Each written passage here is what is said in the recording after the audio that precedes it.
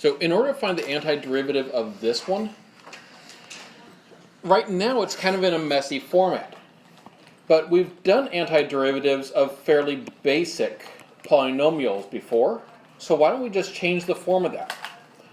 Let's change this into an expanded polynomial. And so I'm going to take my f of x, and I'm going to turn that into x times, now I want to actually do the 2 minus x squared. So if I do 2 minus x squared, that's going to give me 4 minus 4x plus x squared. And then go ahead and distribute in that x. So we're really finding the derivative of 4x minus 4x squared plus x cubed.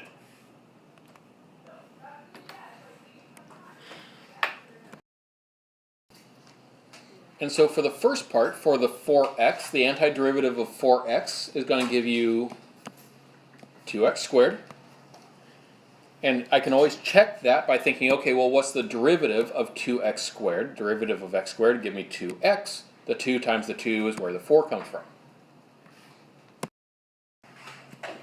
Okay, then from there, we're going to go minus 4/3 x cubed.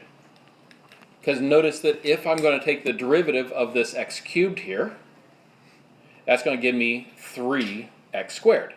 Well, I want to multiply something by 3 to get the 4 down here.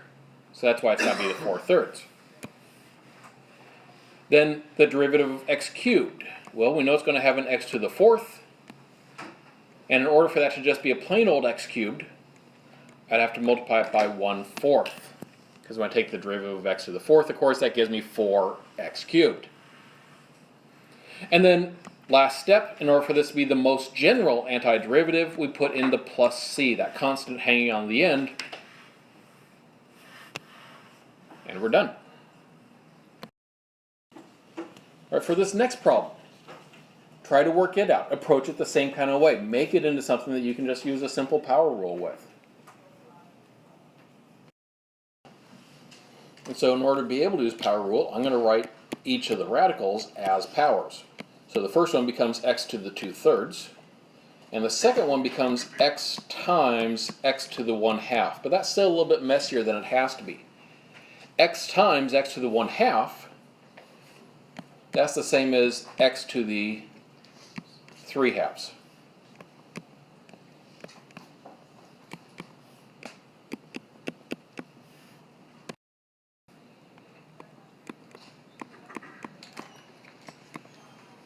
All right, so finding the antiderivative here, remember I need to take my exponent, I'm going to have to add 1 to it, so my 2/3 here is going to become 5/3. But then I do need to multiply something out front. Well, if I took the derivative of x to the 5/3, it would give me 5/3 x to the 2/3. I don't want it to be 5/3 out front, I want it to just be a 1. If I multiply it by its reciprocal, 3/5, that will make it into a 1, because the 5/3 we get from taking the derivative times its reciprocal, 3/5, is going to equal 1.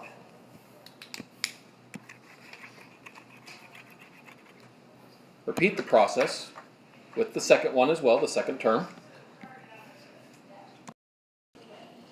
All right, then the same idea can work for the second one, where I first take my x and I'm going to add 1 to that exponent, so 3/2 becomes 5/2.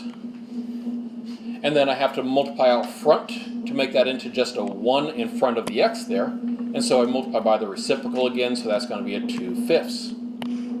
Because the 5/2 I get from doing the reciprocal times 2/5 would equal 1. And then plus c, of course, for the most general antiderivative. Now this technically is the most general antiderivative, but I don't really want to leave it looking like that. I'm going to go ahead and simplify this form, basically turn it back into radical form.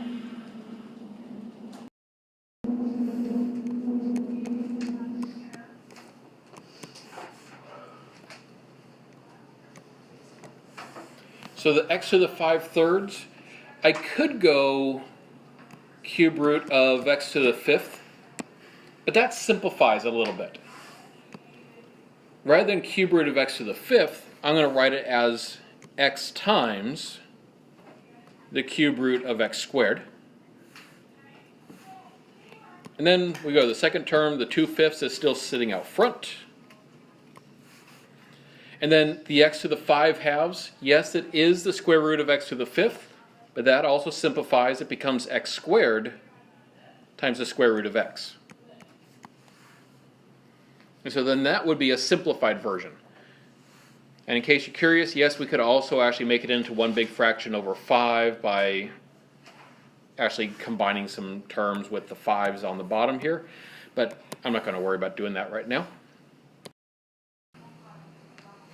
And so taking a look at this one, right now as I take a look at it, it looks like it would be a real pain to deal with, right? Because it looks like I'd have to end up using like some sort of inverted quotient rule or something. But we actually don't have to do anything quite that complicated. Just like the previous two that we did, we can actually start by just rewriting this as a regular old polynomial. In other words, taking each of the three terms that's on the top and writing them each over the t to the fourth. And so what we've done is we've taken it and written it as a whole bunch of separate fractions, because then I can individually go through those and write each one as something much simpler to work with. So like 3t to the fourth over t to the fourth, notice the t to the fourth cancel out, and we just get a 3 there. That's certainly going to be easier to deal with when we get there. Minus, now for this one, we have t cubed over t to the fourth. That's going to give me 1 over t, or t to the negative 1. You could write it either way. However, I'm thinking ahead and thinking about the derivative rules that I know, and I like it being listed as 1 over t, so I'm going to list it that way. Then we go to the next one, the 6t squared over t to the fourth, and I need to think about, okay, the t squareds, they're going to cancel out. That's going to leave me with 6 over t squared, or 6t to the negative 2. And again, I need to decide which way do I want to write it to make my life easier.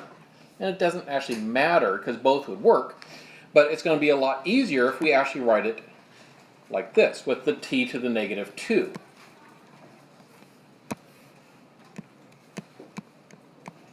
So why would I do one of them as the fraction and the other one with the negative exponent? Well, let's go and actually start finding our antiderivative and see why.